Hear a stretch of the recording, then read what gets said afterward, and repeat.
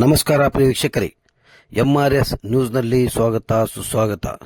ಧಾರವಾಡ ಜಿಲ್ಲಾ ಪಂಚಾಯಿತಿ ಆವರಣದಲ್ಲಿ ಗ್ರಾಮೀಣಾಭಿವೃದ್ಧಿ, ಪಂಚಾಯತ್ ರಾಜ್ ಇಲಾಖೆ, ಕೌಶಲ್ಯ ಅಭಿವೃದ್ಧಿ, ಉದ್ಯಮಶೀಲತೆ ಮತ್ತು ಜೀವನೋಪಾಯ ಇಲಾಖೆ, ಜಿಲ್ಲಾ ಪಂಚಾಯತ್ ಧಾರವಾಡ, ಸಂಜೀವಿನಿ ಜಿಲ್ಲಾ ಪಂಚಾಯತ್ ಧಾರವಾಡ, ಸಂಜೀವಿನಿ ಜಿಲ್ಲಾ ಅಭಿಯಾನ ನಿರ್ವಹಣಾ ಘಟಕದ ನಾಗರ ಪಂಚಮಿ ಹಬ್ಬದ ಪ್ರಯುಕ್ತ ಸ್ವಸಹಾಯ ಸಂಘಗಳ ಸದಸ್ಯರು ತಯಾರಿಸಿದ ಸಿಹಿ ತಿನಿಸುಗಳು ಹಾಗೂ ಇತರೆ ವಸ್ತುಗಳ ಮಾರಾಟ ಮೇಳ ಕಾರ್ಯಕ್ರಮವನ್ನು ಜಿಲ್ಲಾ ಪಂಚಾಯಿತಿ ಮುಖ್ಯ ಕಾರ್ಯನಿರ್ವಾಹಕ ಅಧಿಕಾರಿಗಳಾದ ಶ್ರೀಮತಿ ಟಿ ಸ್ವರೂಪ್ ಮೇಡಂ ಉದ್ಘಾಟಿಸಿ ಮಾತನಾಡಿದರು.